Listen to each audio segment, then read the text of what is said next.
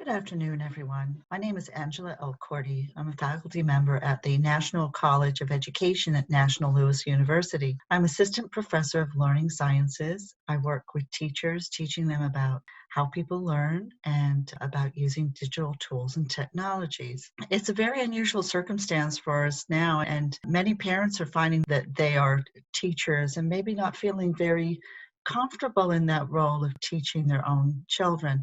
But you've got this. You've been there right from the beginning. You are their first teachers. But I have some tips to share with you that are very simple, that anyone can follow, and are very meaningful, that are research-based and have evidence of effectiveness. So the first tip that I'd like to share is that, just ask your kids to support their ideas from evidence. For any question you would ask, well, how do you know that? What tells you that? How did you figure that out? And ask them for evidence to support any claims. After a while, that becomes more of a pattern of critical thinking, an important 21st century skill. And it's helpful for everyone. Where did you find that out? Or how do you know that? What did you observe?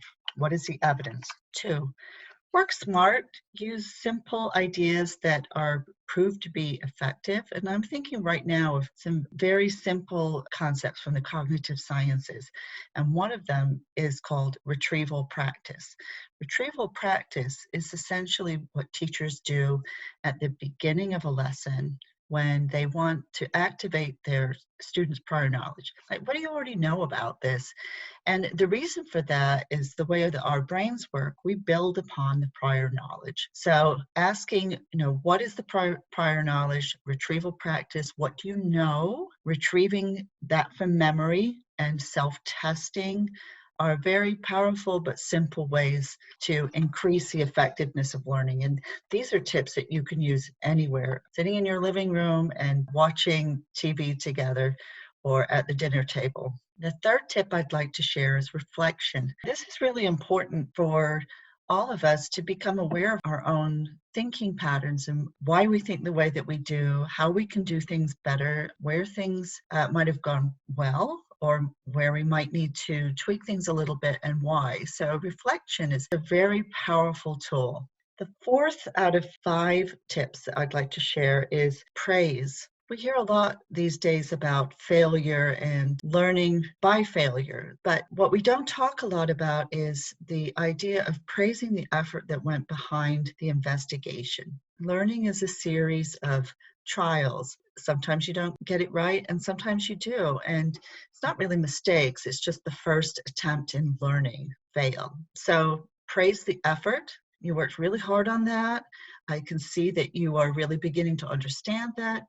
And praise for persistence. You've been working at that for a long time. And that could be talking to them about the challenges in their video games. So it's very applicable. And the fifth tip that I'd like to share is that self-care is really important, especially right now. We can't learn anything if we don't feel safe and secure, and that's huge. So be gentle with yourselves and take this time to regroup and to heal, and the learning will come. Thank you.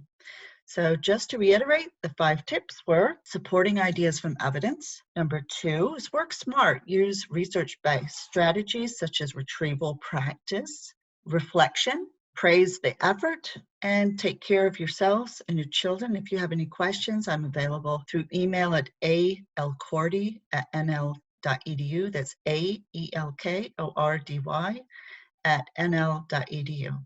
Stay NLU strong.